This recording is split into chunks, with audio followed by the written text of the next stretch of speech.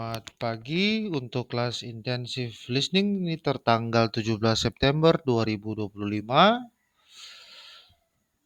Pagi hari ini saya mau menjelaskan terkait topik-topik intensif listening, apa saja yang terkait dengan intensif listening, konsepnya seperti apa secara teori dan praktis sebenarnya teman-teman, lalu manfaatnya seperti apa sih, hubungannya sama dunia kerja seperti apa teman-teman. Nah, itu akan kita diskusikan pada pagi hari ini dalam rekaman layar ini. Nah, intensive listening itu merupakan teknik mendengar yang fokus pada analisis yang mendalam terhadap audio yang bersifat pendek durasinya. Nah, intensif ini berbeda dengan extensive listening nantinya yang teman-teman akan dapatkan di semester berikutnya. Nah, ya, intensive listening dia lebih fokus pada pemahaman umum dari audio yang lebih panjang. Dalam extensive listening itu dia lebih mengarahkan pendengar kepada sebuah audio yang dia durasinya lebih panjang ketimbang intensif. Nah, pada intensif kita sebagai pendengar itu mendengarkan audio itu biasanya durasinya itu sangat singkat atau juga singkat. Jadi dia short atau medium untuk dia punya durasi audionya itu biasanya tuh secara umum 1 sampai 5 menit dan diputar secara beberapa kali untuk memahami detail linguistik, kemudian nuansa bahasanya dan makna yang tersirat. Nah, misalnya ketika kita mendengar sebuah wawancara pendek, kita bisa mendengarkannya beberapa kali untuk memahami bagaimana pembicara menggunakan intonasi, apa makna tersirat dari kata-kata tersebut, dan bagaimana struktur kalimatnya. Jadi, di dalam intensif itu, kita bisa menganalisis terkait dengan intonasi dan kata-kata yang tersirat dan tersurat, atau juga bisa melihat terkait dengan struktur kalimat yang mereka ucapkan. Nah, dalam teori, intensive listening itu seperti kita menggunakan mikroskop sebenarnya, teman-teman, untuk melihat detail-detail kata yang lebih spesifik, lebih kecil. Sementara extensive listening itu seperti menggunakan binokular untuk melihat gambaran umum. Jadi itu dia berlawanan, teman-teman. Jadi intensive listening itu dia kita melihat lebih spesifik, sedangkan ekstensif itu dia kita melihat gambaran secara umum. Contohnya, ketika kita mendengarkan podcast, kita mungkin hanya fokus pada inti cerita, yaitu kita mengarahkan ke ekstensifnya. Tetapi ketika intensif melihat itu di dalam podcast, kita akan mendengarkan bagian-bagian tertentu beberapa kali untuk memahami bagaimana pembicara menggunakan bahasa. Kemudian kita menganalisis makna yang tersirat dan bagaimana mengorganisir pemikiran dari pembicara, the speaker. Nah, secara praktis, intensive listening sangat berguna dalam dunia kerja. Misalnya, ketika kita hadir dalam rapat bisnis, kita bisa menggunakan teknik intensive listening untuk memahami detail-detail penting dari sang presenter. Misalnya, kita ingin menganalisis angka-angka, kemudian tanggal, dan strategi yang diusulkan dari presenter tersebut dalam menyampaikan materi. Nah, dengan mendengar kembali bagian-bagian tertentu, kita mungkin merewind lagi, sembari kita take a note, mengambil catatan, kita bisa memastikan bahwa kita tidak ketinggalan informasi. Nah, contoh berikutnya terkait dengan intensive listening yaitu jika CEO perusahaan, Chief Executive Organizations, dalam sebuah perusahaan itu, dia mempresentasikan hasil yang bersifat kuartal, kita bisa mendengar kembali bagian tertentu terkait dengan pendapat dan strategi perusahaan untuk memastikan informasi yang kita tangkap itu kita dapat paham secara detail, teman-teman.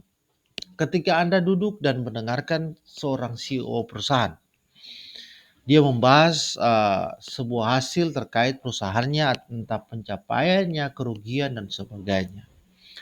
Nah, dalam dunia kerja, intensive listening juga dapat membantu kita dalam komunikasi lintas budaya. Misalnya, ketika kita berkomunikasi dengan mitra bisnis dari negara lain, kita bisa menggunakan teknik ini, yaitu intensive listening, untuk memahami nuansa dan makna yang tersirat dalam ucapan mereka.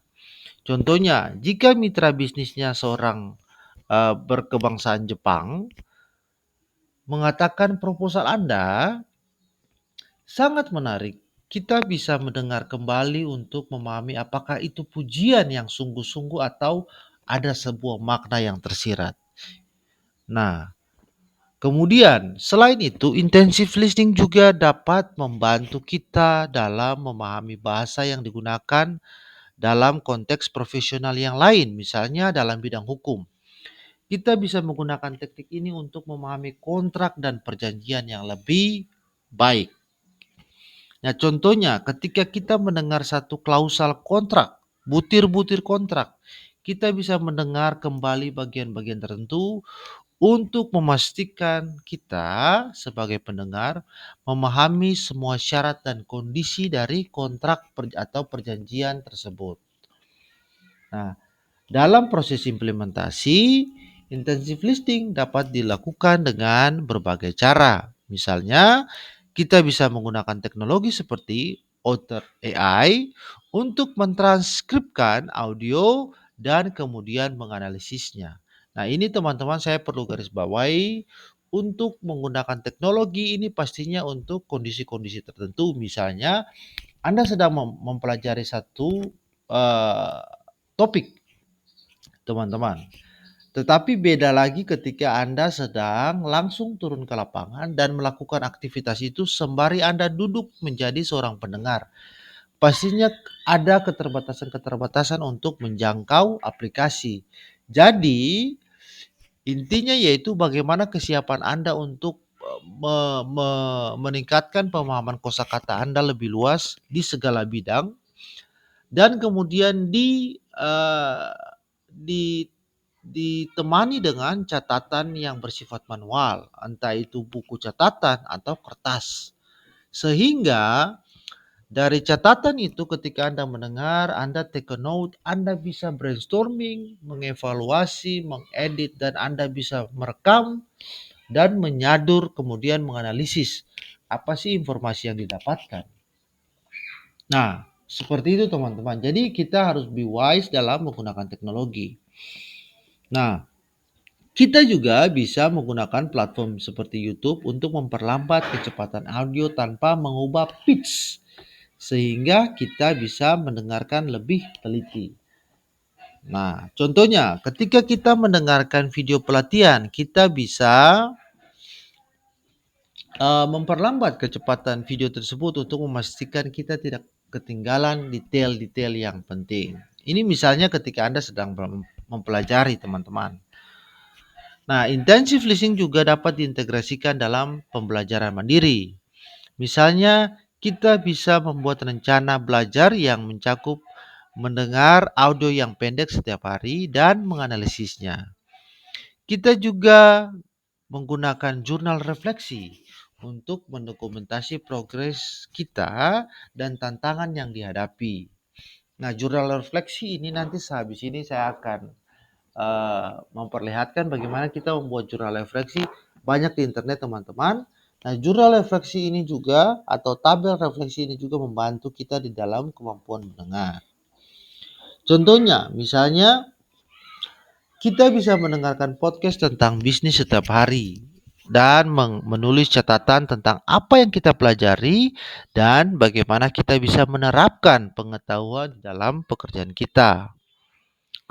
Nah, dalam penilaian terkait dengan intensive listening itu dapat dievaluasi dengan berbagai metode. Misalnya, kita bisa membuat portofolio yang mencakup transkrip audio, analisis inferensial, dan refleksi tentang progres kita. Kita juga bisa melakukan ujian praktis di kelas yang mirip dengan tugas-tugas yang kita hadapi di dunia kerja. Misalnya, kita bisa diberikan tugas untuk mendengar audio presentasi bisnis dan kemudian kita menjawab pertanyaan tentang detail-detail yang penting yang terkait dengan audio terkait dengan bisnis. Nah, ada contoh sederhana seperti ini, teman-teman. Ketika menonton film berbahasa Inggris dengan subtitle, kita mungkin merasa paham, tetapi ketika berbicara langsung dengan penutur asli yang mungkin berkata misalnya, "What you gonna do?" Nah, kita mungkin di situ merasa kebingungan, padahal itu adalah percakapan sehari-hari. Nah, what you gonna do itu dia merupakan street language dari format asli yaitu what are you going to do? Nah, lewat intensive listening kita bisa menggali lebih mendalam terkait misalnya istilah dan kita mengaitkan dengan rumusan kata atau kalimat yang secara resmi kita pelajari di dalam bahasa yang kita sementara akuisisi atau mempelajari. Seperti itu, teman-teman. Nah, selanjutnya lebih ditekankan mengapa itu intensive listening itu sangat penting. Nah, kita bisa melihat dari perspektif kita sebagai calon pendidik karena kita dari program studi pendidikan bahasa Inggris. Nah, pertama itu sebagai calon guru kita harus bisa menjawab pertanyaan misalnya ketika proses belajar mengajar. Mengapa native speaker itu mengatakan gonna bukan going to? Misalnya, kemudian kita berdiri sebagai translator dan interpreter. Kita pastinya bisa bisa atau mampu menangkap makna yang lengkap termasuk nada, emosi, dan maksud yang tersirat. Nah, kemudian ketika kita berada di perusahaan yang multinasional atau internasional, kita dapat lewat intensive listening, kita dapat memahami instruksi, presentasi, serta diskusi yang akurat dan menghindari misinterpretasi sehingga mengakibatkan kerja itu terhambat. Nah, kemudian dalam proses kognitif yang terkait dengan intensive listening, otak manusia memproses bahasa lisan secara real time tanpa memiliki tombol jeda secara nyata, teman-teman. Jadi tidak tidak ada juga bisa kita mengontrol dan tidak terkontrol. Artinya itu arti dari real time. Nah, intensive listening itu satu waktu juga dapat menjadi tantangan khusus karena otak harus bekerja dengan kecepatan luar biasa untuk mengubah gelombang suara menjadi makna. Dalam intensive listening, otak belajar mengenali pola-pola bahasa secara otomatis, sehingga sumber daya kognitif dapat dialokasikan untuk tugas taktis yang lebih tinggi, sehingga memahami maksud pembicara lebih terukur dan lebih mendalam, serta kita dapat menganalisis argumen-argumen dari pembicara tersebut. Nah, otak juga tidak memproses kata per kata, melainkan dalam kelompok kata yang membentuk makna yang disebut chunking. Nah, itu chunking yaitu bagaimana kita memproses kata-kata menjadi sebuah makna. Contoh, seorang mahasiswa yang baru belajar bahasa Inggris mungkin mendengarkan kalimat misalnya I'm going to the store. I'm going to the store. Nah, dia mendengarkan kalimat tersebut sebagai serangkaian kata yang sulit dipahami. Namun, dengan latihan intensif listening, otaknya akan mulai mengenali pola ini sebagai satu kesatuan, yaitu I'm going to the store. Dan memahaminya sebagai satu gagasan yang utuh. Proses ini membebaskan ruang kognitif untuk memfokuskan perhatian pada maksud pembicara, apakah ia sedang terburu-buru atau sedang memberi saran atau juga bisa tersirat sebagai menyatakan fakta. Dari misalnya contoh kalimat I'm going to the store. I'm going to the store. I'm going to the store. Itu bisa mempunyai makna yang lebih atau banyak arti, banyak makna, teman-teman. Nah, setelah itu kita pindah pada 5 jenis intensive listening. Jenis yang pertama yaitu kita biasa sebutkan dengan istilah gist listening. Gist listening itu kita kegiatannya berfokus pada menangkap ide utama atau pesan inti dari suatu rekaman audio tanpa terjebak pada detail-detail kecil. Jadi kita hanya fokus pada ide utama, teman-teman.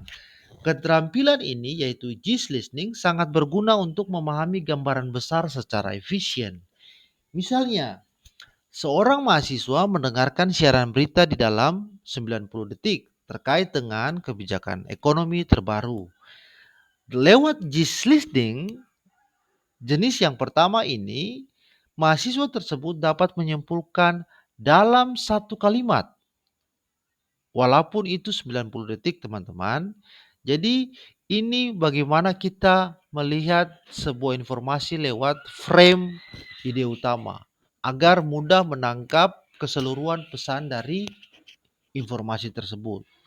Nah, misalnya dia melihat ide utama dalam satu berita itu yaitu terkait ekonomi terbaru, yaitu pemerintah mengumumkan paket stimulus baru untuk mendukung usaha kecil yang terdampak pandemi tanpa perlu mengingat semua statistik atau nama menteri yang disebutkan. Artinya yaitu ketika berita terkait ekonomi terbaru itu disampaikan, dia itu tidak harus mengingat secara detail, teman-teman, tapi dia mengambil ide utama. Ide utama dari berita terkait ekonomi terbaru yang terjadi selama 90 detik yaitu pesannya yaitu pemerintah mengumumkan paket stimulus baru untuk mendukung usaha kecil yang terdampak pandemik. Itu inti beritanya. Nah, jadi gist listening itu dia gunanya untuk bagaimana kita merangkum satu informasi itu lewat ide utama. Toolnya itu yaitu ide utama.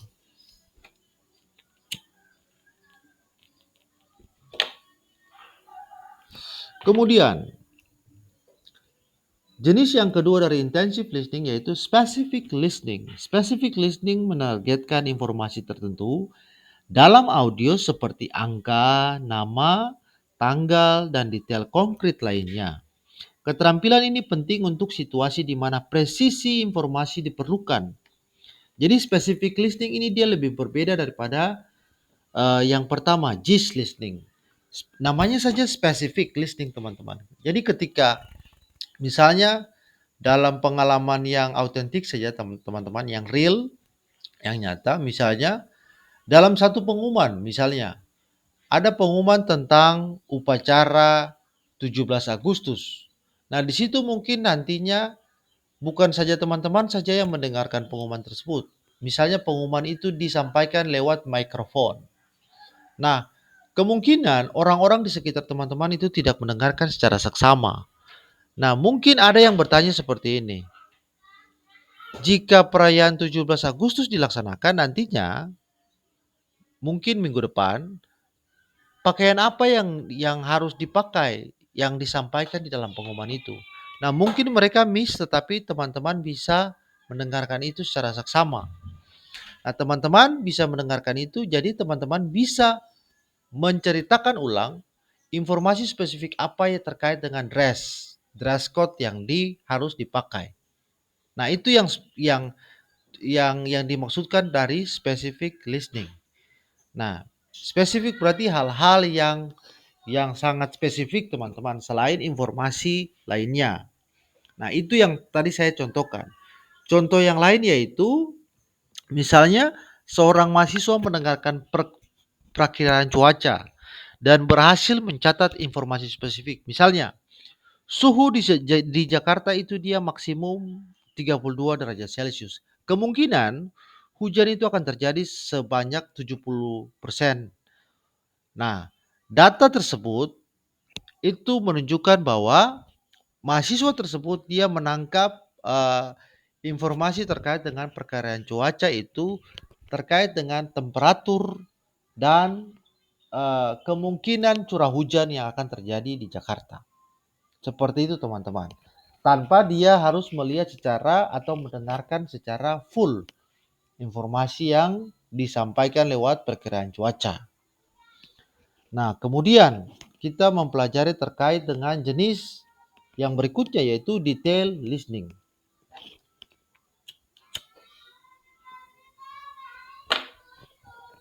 Nah, dalam detail listening ini dia memerlukan pemahaman kata demi kata dan kemampuan mentranskripkan secara akurat apa yang kita dengar. Nah, detail listening ini melibatkan perhatian pada setiap kata termasuk kontraksi dan reduksi yang umum dalam bahasa Inggris lisan. Kita spoken nih teman-teman, kita berbicara. Nah, penjelasan lainnya dari kategori ini yaitu pada kategori detail listening, pendengar berusaha menangkap setiap kata termasuk ulangi lagi kontraksi misalnya I'm, don't. Kalau reduksi seperti wanna dan gonna. Nah, sebenarnya apa itu kontraksi dan reduksi? Nah, kita lihat pada penjelasannya, teman-teman.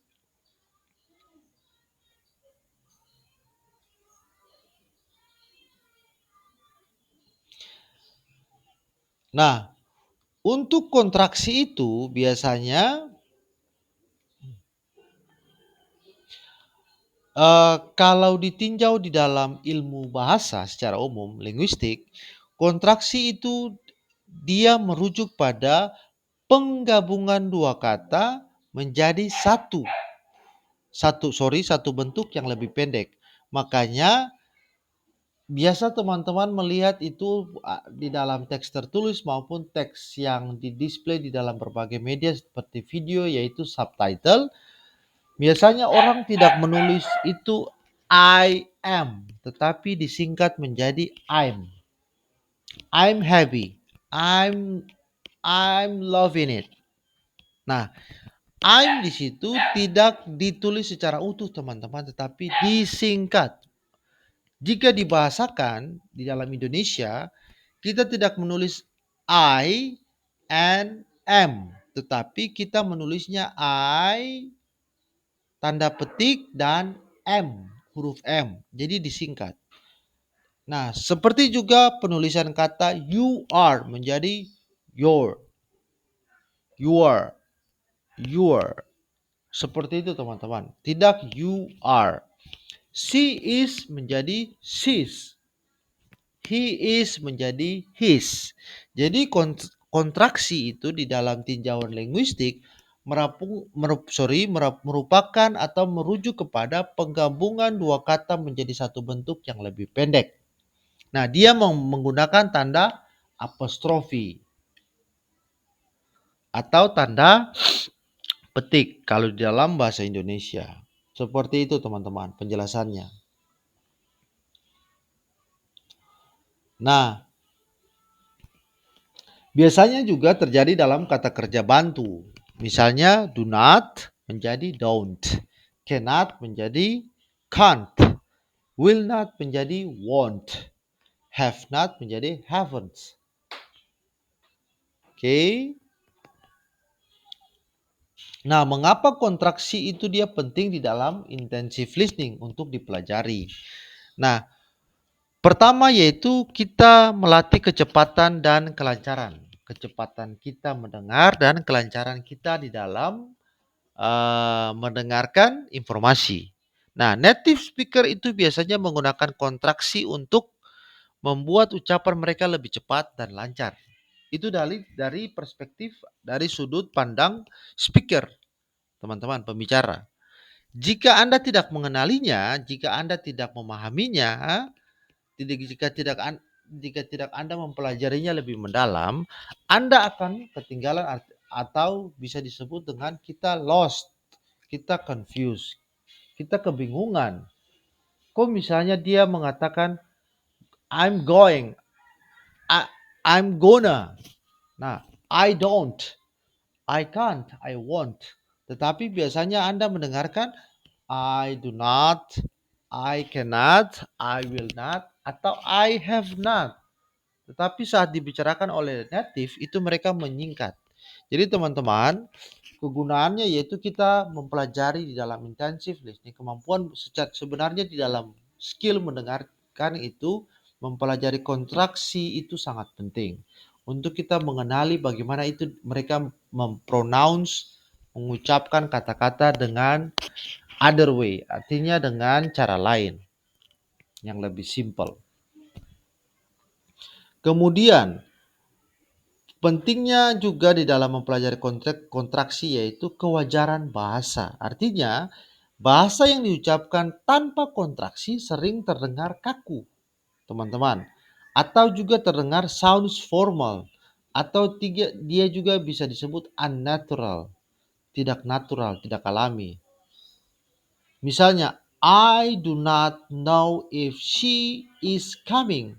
Itu seperti terdengar kaku, teman-teman. Nah, bagaimana jika kita menyebutkan I don't know if she's coming? Itu dia lebih natural. Tapi teman-teman harus note that ini biasanya terjadi ketika kita berbicara di dalam situasi tidak resmi, teman-teman, tidak resmi.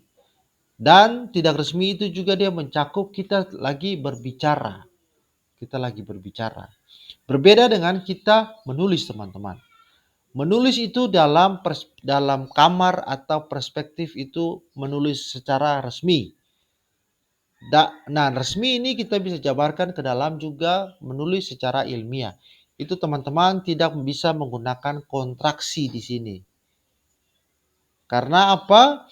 Karena kita harus menulis sesuai dengan pattern yang secara resmi dari bahasa yang kita pakai. Dan kedua, itu tidak etis ketika misalnya kita menyingkat-nyingkat kata ketika menulis dalam sebuah situasi formal. Misalnya hubungan antara negara, hubungan antara perusahaan, hubungan antara kerja, dan sebagainya. Jadi teman-teman harus ingat, kontraksi ini biasanya terjadi hanya dalam oral language. Atau kita bisa sebutkan yaitu ketika kita berbicara. Nah, berbicara itu pastinya di dalam situasi, kalau dalam tinjauan bahasa, ini terjadi dalam skopnya bahasa Inggris ya teman-teman. Saya tidak melihat dalam skopnya bahasa lain. Jadi khusus untuk bahasa Inggris itu biasanya disingkat untuk ketika kita berbicara.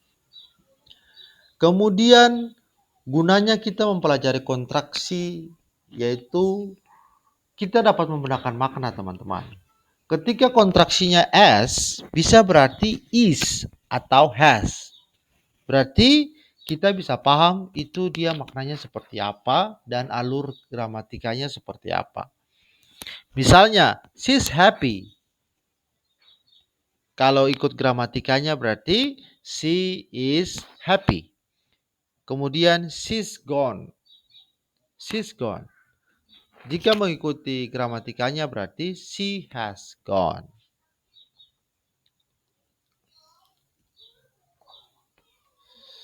Nah, contoh di dalam dunia kerja misalnya, Anda sedang mendengarkan pesan suara dari rekan kerja di Amerika. Dia mengatakan seperti ini.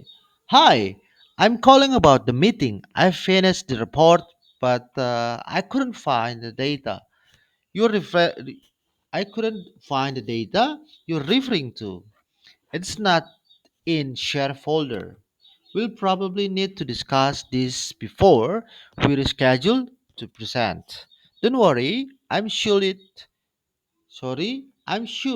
will fine atau it will be fine.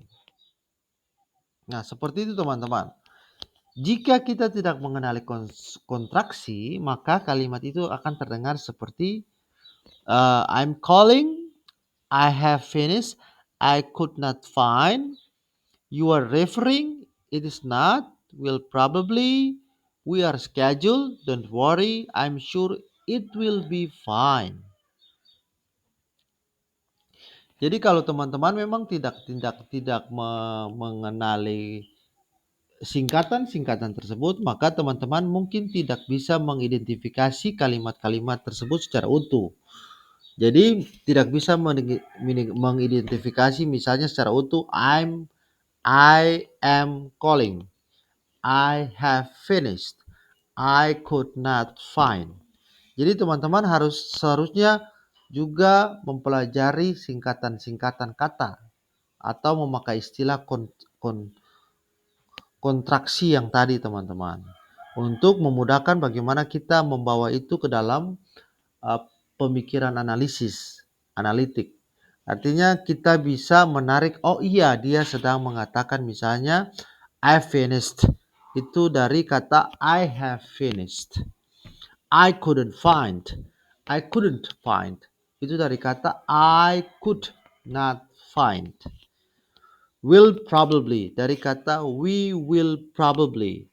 I'm sure dari kata I am sure. It be fine.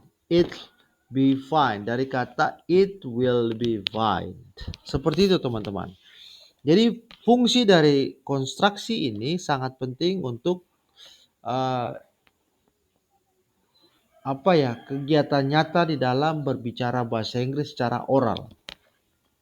Nah, kita balik lagi ke yang tadi teman-teman.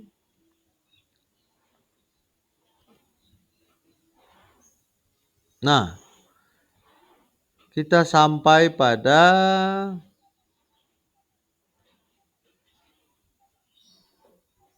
kita balik pada detail listening tadi teman-teman. Jadi detail listening itu teman-teman sekali lagi dia memerlukan pemahaman kata demi kata. Nah, ini melibatkan perhatian khusus secara full pada setiap kata termasuk kontraksi yang tadi dan reduksi secara umum.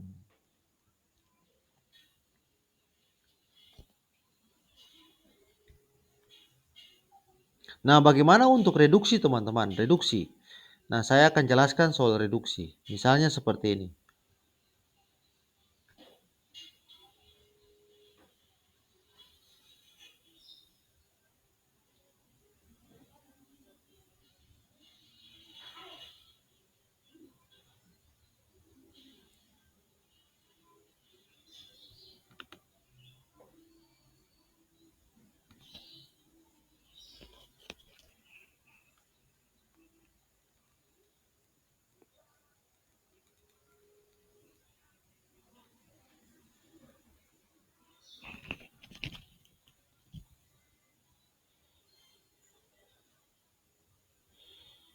Nah, reduksi itu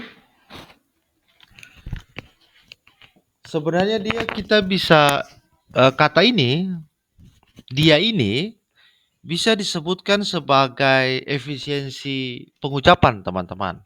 Nah, kalau kalau dilihat secara simpel. Nah, jika dilihat secara ilmiah, reduksi adalah salah satu hal yang penting dan sering membuat pelajar bahasa Inggris kebingungan karena kata yang diucapkan terdengar sangat berbeda dari bentuk tulisan yang mereka pelajari. Mengapa? Tujuannya yaitu secara sederhana yaitu mengefisiensikan pengucapan. Lidah manusia secara alami mencari cara termudah dan tercepat untuk berpindah dari satu suara ke suara yang lainnya dalam sebuah kalimat. Nah, hal tersebut membuat percakapan mengalir lebih lancar dan tidak terbata-bata atau terpatah-patah.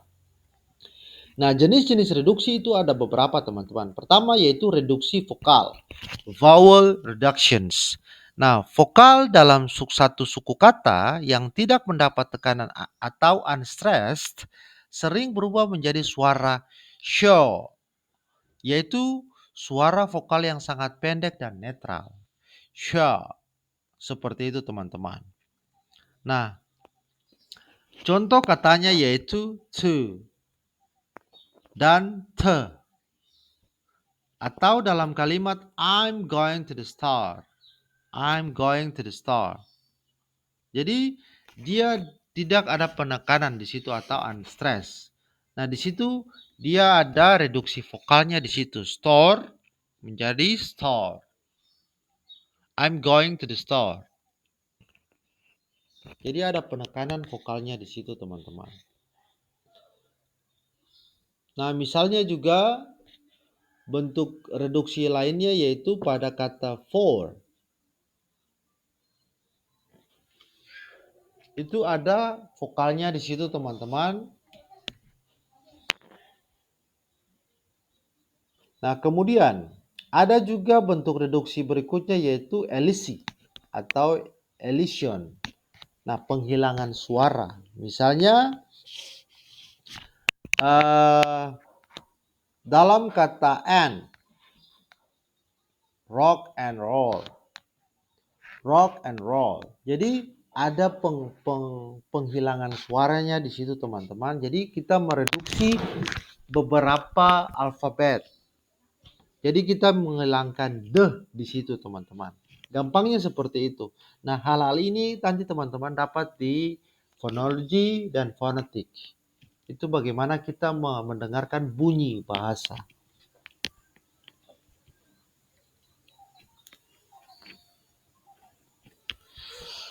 Kemudian bentuk him, him. Nah, di sini him, him. Itu H-nya tidak diucapkan atau dia seperti tidak terdengar. Him, him. Oke, itu untuk jenis reduksi kedua, elisi, menghilangkan satu alfabet atau menghilangkan suara. Nah, beberapa suara tertentu hilang atau tidak diucapkan untuk mempermudah pengucapan dua konsonan yang bertemu. Dua konsonan. Tadi vokal di poin pertama yaitu reduksi vokal itu menekankan pada vokal, sedangkan untuk elisi itu dia menekankan pada konsonan.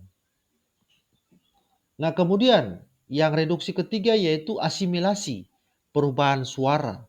Sebuah suara berubah untuk menjadi lebih mirip dengan suara di sebelahnya, sehingga lebih mudah diucapkan. Contoh, don't you,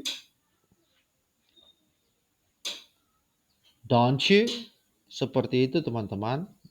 Jadi ada alfabet C, C dan H di situ. C and H. Don't you, don't you, don't you. Seperti itu, teman-teman. Don't you like it? Don't you like it? Bukan don't you like it? Don't you like it? Bukan seperti itu, tapi pengucapannya yaitu don't you like it?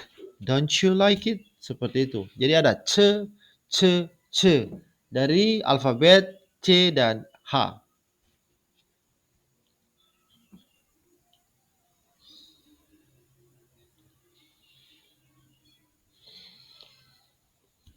Nah, jadi untuk reduksi yaitu bagaimana kita mengkreasikan kata tersebut agar terlihat lebih apa ya? Kalau kata simpelnya yaitu bagaimana kita bisa memvisualisasikan kata tersebut lewat perkataan dia lebih tepat lewat misalnya kita menekan bunyi dari alfabet vokal yang bersifat vokal a i u e o dan kita ini teman-teman, kita menghilangkan alfabet yang bersifat konsonan atau kita bisa lewat perubahan suara. Misalnya yang tadi don't you like it menjadi don't you like it, seperti itu. Nah, hal-hal yang soal reduksi dan kontraksi ini sangat penting untuk kita skill yang terkait dengan kita reseptif, kita meresap, kita mendengar, kita menerima informasi. Jadi sangat penting teman-teman bagaimana kita menganalisis pengucapan kalimat kata itu secara tepat. Lewat intonasi pengucapan, tekanan, dan ritme yang diucapkan oleh speaker.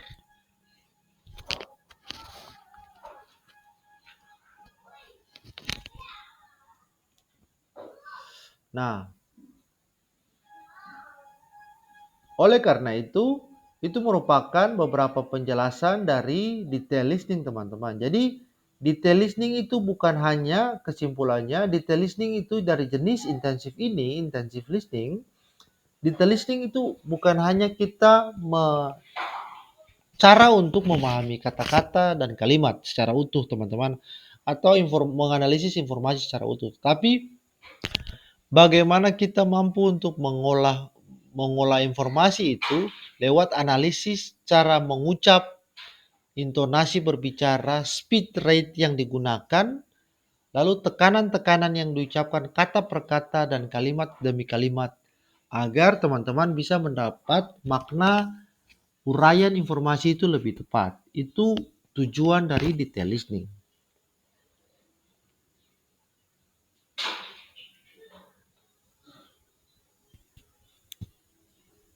Nah, misalnya nih, saya kasih contoh dalam detail listening. Seorang mahasiswa mendengarkan dialog film selama 30 detik dan berhasil mentranskripsikan secara presisi tepat. Misalnya kalimatnya seperti ini. I don't think we should go there. I don't think we should go there because it is gonna rain soon. I don't think we should go there because it's gonna rain soon. Ia, mahasiswa tersebut mengidentifikasi konstruksi misalnya don't dari do not dan reduksi yaitu gonna, gonna. Oke, yang menunjukkan pemahaman lebih mendalam tentang penggunaan bahasa Inggris yang sebenarnya yang diucapkan oleh pembicara. Contoh lainnya yaitu I'm don't. Bukanlah bentuk kontraksi yang benar dalam bahasa Inggris secara gramatika.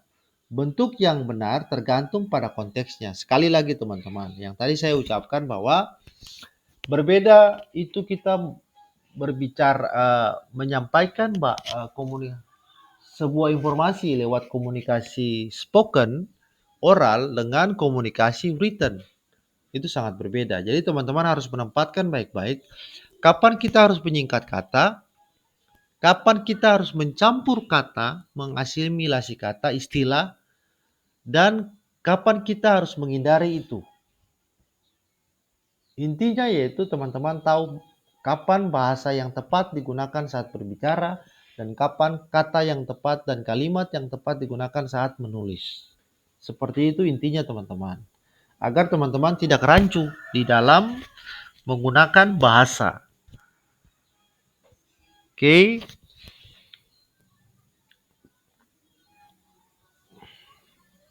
Nah, kemudian kita pindah pada inferential listening.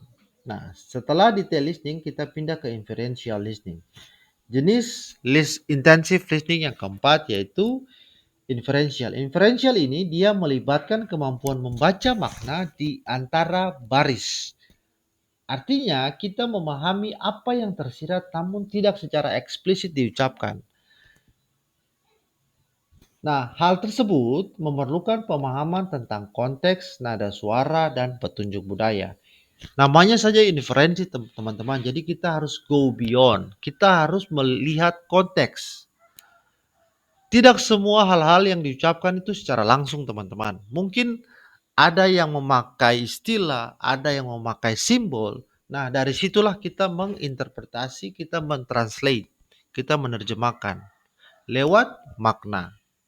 Contoh misalnya, seorang mahasiswa mendengarkan seorang yang berkomentar tentang presentasi rekan kerjanya. Dia mengatakan, that that presentation was certainly unique. Nah, meskipun kata-katanya bersifat netral, terdengarnya dia umum, mahasiswa tersebut dapat menyimpulkan dari nada suara, kemudian jeda dari sang pembicara yang sebenarnya. Apa sih yang dia maksudkan? Apakah itu tidak terkesan dengan presentasi tersebut itu dia bersifat kritik atau dia memuji? Seperti itu teman-teman. Karena kata unik sendiri di sini itu bukan juga bersifat pujian sebenarnya, tetapi dia juga bisa bersifat negatif atau bisa juga merupakan sindiran. Seperti itu. Jadi tergantung bagaimana intonasi, nada. Lalu belum lagi ketika kita face to face dengan pembicara tersebut, kita melihat ekspresinya, teman-teman. Nah, itu penting tuh untuk kita berbicara secara autentik, secara real, teman-teman. Jadi bukan saja teman-teman berfokus kepada nada, cara dia mengucapkan, intonasinya, tetapi kita kalau tarik ke dalam skill reseptif, sekali lagi seperti seperti listening dan speaking, listening, reseptif itu kita skill yang kita menyerap informasi, teman-teman. Jadi listening dan reading, saya ulangi lagi, listening dan reading itu merupakan receptive skill, sedangkan writing dan speaking itu merupakan productive skill. Nah, sekali lagi saya tekankan bahwa ketika kita berposisi pada skill yang bersifat reseptif, pasti kita harus secara power, kita harus mempunyai eager untuk kita memaknai sesuatu yang dia go beyond. Jadi teman-teman penting untuk teman-teman melihat bukan hanya arti kata atau definisi, tetapi teman-teman juga harus mempelajari bagaimana kita menginferensi, bagaimana kita memaknai pesan tersebut. Karena itu sangat penting untuk kita, apalagi teman-teman yang ingin berfokus kepada skill-skill reseptif. Nah, kalau beda dengan skill produktif, teman-teman bisa mengulang itu misalnya pada penulisan ilmiah. Nah, penulisan. Teman-teman bisa melihat kata-kata sebelumnya atau kalimat-kalimat sebelumnya. Lalu bagaimana kepada speaking? Teman-teman bisa konfrontir apa yang tadi disampaikan. Nah, bagaimana jika mendengar reseptif? Nah, reseptif itu sedikit sulit ketika kita berusaha sendiri, kita memahami informasi yang kita sedang mendengar dari sisi sebelah. Nah, sisi sebelah ini bisa berupa benda mati. Benda mati yang saya maksudkan di sini yaitu bukan manusia yang mengucapkan. Anda mungkin lagi mendengarkan sebuah simbol, kata-kata yang memang kadang-kadang tidak unfamiliar buat teman-teman, artinya tidak selalu didengarkan di dalam kehidupan sehari-hari, maka teman-teman harus mampu untuk menginferensi pesan tersebut secara tepat. Jadi itu fungsi dari inferential listening. Bagaimana kita mendengarkan informasi yang go beyond, yaitu kita lebih melihat secara implisit dan eksplisit.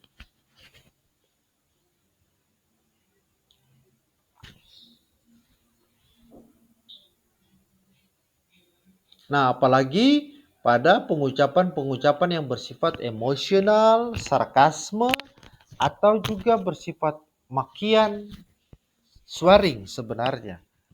Nah, mungkin di saat itu dia menggunakan kata-kata yang kasar, dia tidak sarkasme, tapi Anda menerjemahkan sarkasme. Nah, itu yang Anda harus memang fokus untuk mendengarkan dan mengembangkan pengetahuan Anda secara mendalam. Artinya, rajin-rajinlah menggali kosakata, menggali latihan-latihan yang lebih bermakna, misalnya lewat media YouTube, live streaming, dan sebagainya. Agar nantinya Anda tidak salah untuk menerjemahkan atau memaknai sebenarnya. Akhirnya nantinya kan kalau salah memaknai, kalau Anda salah memaknai, itu akan terjadi miskomunikasi, misinformasi, dan juga menjadi disinformasi. Nah, kemudian jenis yang terakhir yaitu critical listening. Nah, critical listening ini merupakan tahapan yang paling atas dari kemampuan mendengar. Jadi setelah intensif, ekstensif, dan kritikal. Nah, ini merupakan bagian yang sangat kuat dari kemampuan kita di dalam skill reseptif, yaitu listening. Nah, critical listening ini merupakan skill yang melibatkan evaluasi terhadap apa yang didengar, teman-teman. Kita bisa menilai di situ kekuatan argumen orang, mengidentifikasi bias, dan menentukan apakah informasi yang disajikan dapat dipercaya dan tertanggung jawab atau tidak. Nah, critical listening adalah keterampilan tingkat tinggi yang sangat penting dalam dunia akademik dan profesional. Misalnya, seorang mahasiswa mendengarkan iklan selama 60 detik tentang produk kecantikan yang baru. Nah, produk tersebut atau iklan tersebut dia mengklaim bahwa dijamin membuat kulit Anda terlihat 10 tahun lebih muda dalam seminggu. Nah, ketika kita menggunakan media critical listening, mahasiswa tersebut dapat mengidentifikasi kata-kata persuasif mengajak, misalnya seperti dijamin. Dan kita bisa bertanya lagi atau berargumen lagi di mana bukti ilmiah yang mendukung klaim kita. Artinya, argumen itu dapat kita bantah dengan bukti-bukti empiris, misalnya lewat penelitian dan sebagainya. Jadi kita bisa melihat apakah itu memang betul ya. Ketika kosmetik itu diluncurkan itu bisa mempercantik seseorang di dalam 1 minggu. Apakah benar atau tidak? Apakah memang ada zat kimia yang bisa mengeluarkan efek positif yang dapat dilihat selama durasi pendek, misalnya selama seminggu. Nah, itu permainan yang kita pakai di dalam mendengar, terutama menggunakan konsep critical listening untuk melihat di dalam quote. Melihat artinya kita mendengar, menganalisis secara mendalam argumen, informasi orang, dan kita bisa mengcounter lagi secara saintifik, secara logis dan tepat.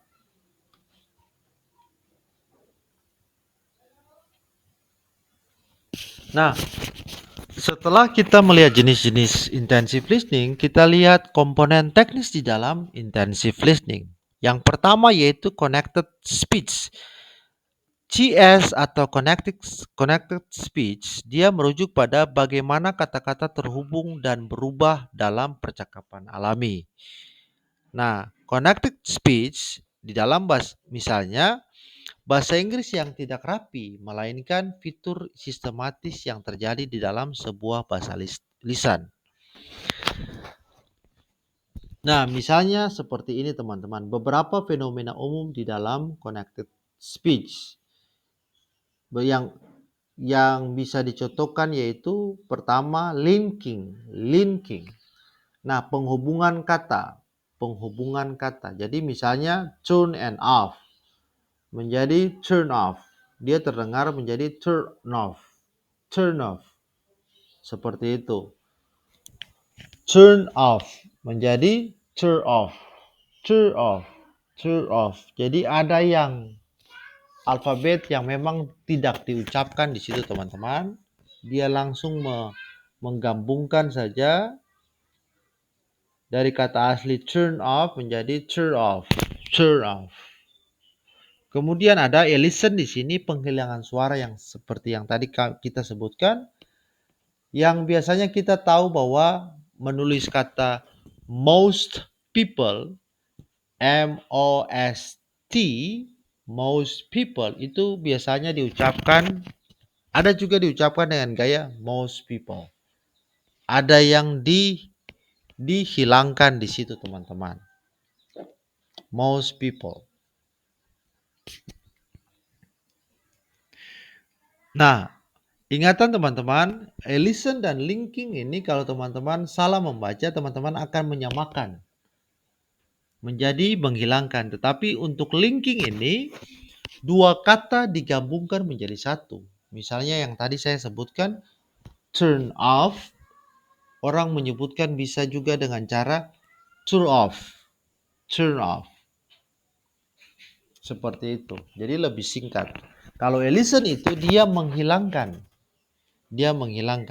Most people menjadi most people. T-nya yang dihilangkan. Misalnya. Kemudian asimilasi, perubahan suara. Good game. Ulangi lagi, good game bisa menjadi good game. Good game. Jadi D-nya itu teman-teman, good game, good game, good game. Good game menjadi good game.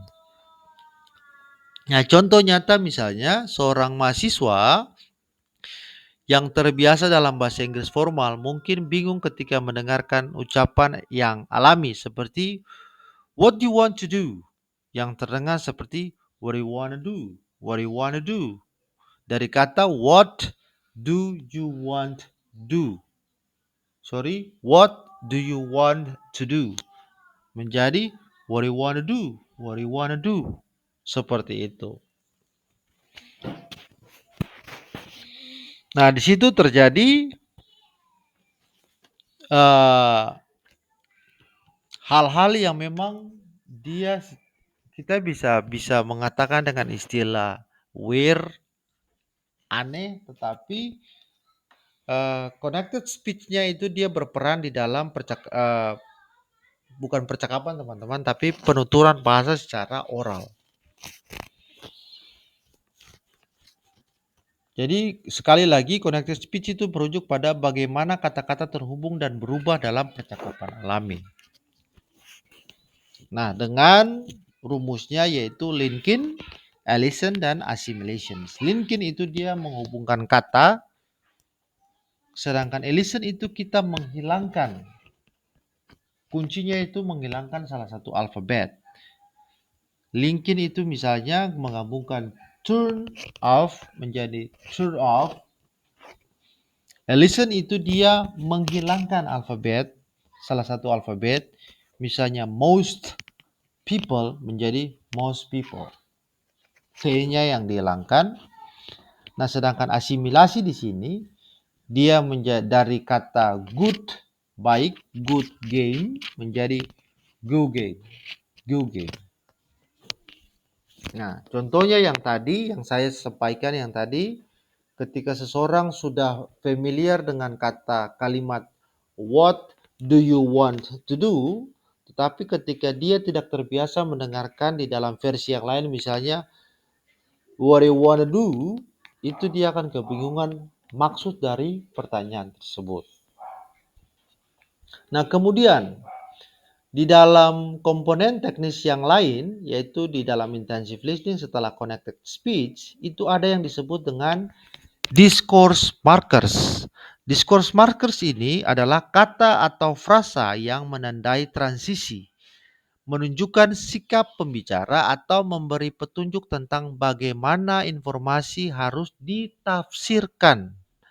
Jadi kita memahami marker itu tanda penanda itu dia sangat krusial di dalam pembicaraan teman-teman. Apalagi di dalam oral speaking, oral language. Nah, itu dia sangat efektif untuk kita bisa memaknai. Nah, contohnya seperti ini. Ketika seorang pembicara mengatakan, actually, I think we need to reconsider these decisions. Nah, kata actually menandakan bahwa ia mungkin akan mengoreksi pendapat sebelumnya atau menyampaikan pandangan yang berbeda, opposite. Nah, mahasiswa yang memahami fungsi discourse markers ini akan dapat mengantisipasi perubahan arah pembicaraan dan menangkap nuansa komunikasi yang lebih baik. Nah, jadi discourse marker ini dia banyak ragam teman-teman. Salah satunya yaitu melalui kata-kata. Misalnya yang tadi itu teman-teman. Jadi dari kata misalnya pembicaraan actually I think, apalagi dia menekankan dia mempause beberapa jeda beberapa detik di situ misalnya seperti ini teman-teman. Actually, I think we need to reconsider these decisions. Nah, itu berarti dia sudah sangat concern untuk dia akan melakukan satu revisi. Nah, di situ teman-teman akan bisa memahami bahwa oh, pastinya setelah ini kita akan berdiskusi dengan topik yang mungkin lebih berbeda. Artinya berbeda ini yaitu hasil revisinya mungkin. Nah, seperti itu. Agar teman-teman bisa mengikuti instruksi di dalam bahasa asing, bahasa target itu dia lebih bermakna. Jangan sampai kebingungan.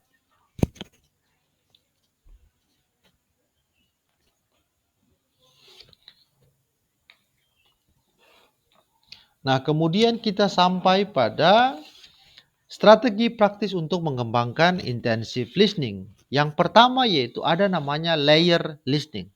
Layer listening adalah teknik ini melibatkan mendengarkan rekaman yang sama beberapa kali dengan tujuan berbeda setiap kali. Pertama, untuk mendapatkan gambaran umum, gist. Kedua, untuk mendapatkan detail spesifik. Ketiga, untuk mendapatkan connected speech dan seterusnya.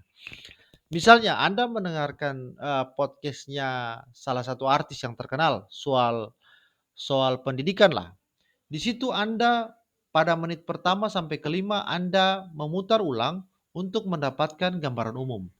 Menit berikutnya, menit ke-6 sampai ke-7 mungkin Anda ingin melihat detail spesifik. Dan menit berikutnya lagi Anda memutar ulang untuk mendapatkan atau menganalisis connected speech. Seperti itu. Nah, namanya itu layer listening. Layer itu artinya dia ada lapisan-lapisan, teman-teman. Kemudian, bagaimana dengan strategi berikutnya yaitu yang namanya active shadowing. Nah, active shadowing sebenarnya teknik untuk mengulangi apa yang didengar secara segera setelah pembicara itu membicarakan sesuatu. Misalnya, kita mencoba untuk meniru ritme, intonasi, dan pengucapan mereka. Nah, teknik active shadowing membangun memori otot untuk uh, mulut kita dan telinga kita sekaligus meningkatkan keterampilan produksi dan persepsi. Jadi bagaimana, kenapa mulut dan telinga teman-teman? Karena kita membiasakan mulut kita untuk meniru, mengucap, dan telinga kita untuk mendengarkan hal-hal yang memang belum pernah kita dengar sebelumnya. Nah, yang biasanya kita sebutkan unfamiliar.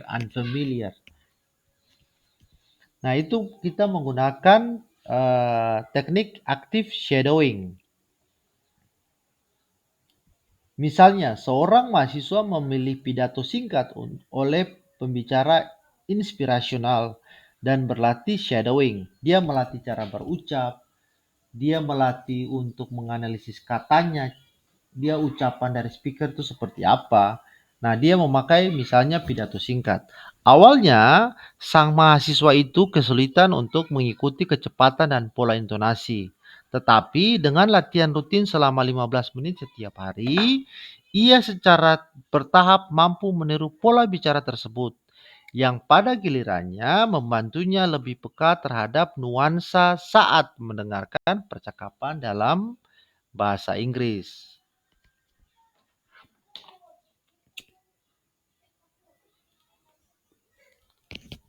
Kemudian, teknik yang berikutnya ini yang paling umum yaitu teknologi sebagai teman. Artinya, kita memanfaatkan teknologi untuk berlatih skill reseptif. Misalnya, platform seperti YouTube memungkinkan pengguna untuk memperlambat kecepatan atau mempercepat pembicaraan atau audio tersebut tanpa mengubah nada.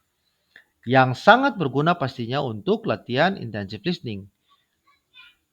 Nah, fitur ini memungkinkan mahasiswa pastinya seperti contoh YouTube untuk memahami percakapan secara cepat dengan menyesuaikan kecepatan sesuai kebutuhan. Misalnya, seorang mahasiswa menemukan video diskusi panel terkait bisnis yang menarik tetapi sulit diikuti karena kecepatan bicaranya yang sangat cepat. Ia menggunakan pengaturan kecepatan pemutaran YouTube untuk menurunkan kecepatannya menjadi misalnya 0,75 speed. Dia punya 0,75 x tuh kecepatannya tuh dari kecepatan normalnya. Misalnya 5 berapa 5, mungkin 5,8 sekian. Kecepatan normalnya diturunkan menjadi 0,75. Nah, dari situ mahasiswa tersebut memungkinkan untuk memahami secara detail dan melihat lagi argumen-argumen yang disampaikan di dalam video atau podcast bisnis tersebut.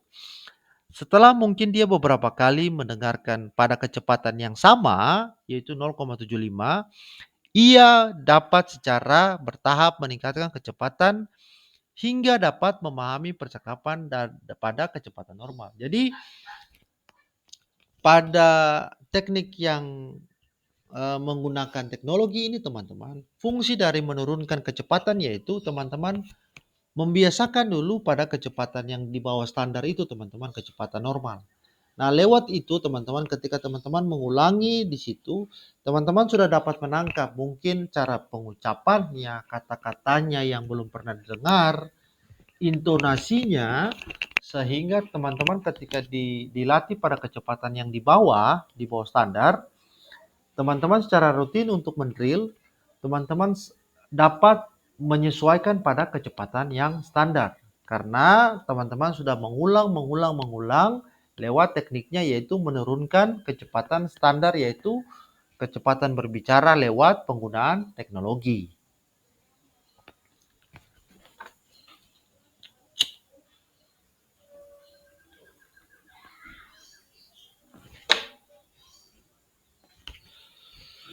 Nah, kemudian pada poin yang keenam yaitu penerapan intensive listening pada dunia kerja. Nah, ini sangat banyak contohnya teman-teman. Misalnya di sini saya gambarkan keterampilan intensive listening sangat berharga pada di berbagai konteks profesional. Di dalam dunia kerja, kemampuan memahami secara detail apa yang dikomunikasikan dapat membuat perbedaan signifikan dalam kinerja dan kesuksesan karir. Artinya, teman-teman dapat menggenjot, teman-teman punya pencapaian kerja itu lebih baik lewat drilling berbagai tipe dan drilling lewat berbagai teknik dan strategi lewat kemampuan mendengar, khususnya diawali dengan level intensive listening. Seperti itu. Nah, kesimpulan apa sih yang kita bisa mempelajari lewat intensive listening? Yaitu intensive listening adalah keterampilan fundamental yang paling dasar dalam dalam skill listening untuk memungkinkan seseorang itu dia tidak hanya mendengarkan kata-kata tetapi juga memaknai kata dan maksud serta nuansa, konteks, suasana, setting yang sedang didengar. Dengan memahami perbedaan antara intensif dan extensive listening serta menguasai 5 jenis intensive listening, kemudian memahami komponen teknis seperti connected speech dan discourse markers, teman-teman sebagai mahasiswa dapat mengembangkan kemampuan komunikasi jauh lebih efektif. Artinya ketika teman-teman memadu padankan dari definisi, teori, konsep, dan praktis, teman-teman bisa melatih teman-teman kemampuan menjadi lebih baik dan lebih baik. Nah, itu saja teman-teman intensive listening untuk kelas virtual hari ini lewat rekaman layar. Moga informasi ini dapat diserap oleh teman-teman dan kita akan diskusi lebih mendalam dalam pertemuan-pertemuan berikutnya. Demikian untuk ulasan singkat terkait dengan keseluruhan topik untuk mata kuliah intensive listening di semester ganjil ini 2025-2026. Selamat pagi dan sampai jumpa pada sesi berikutnya.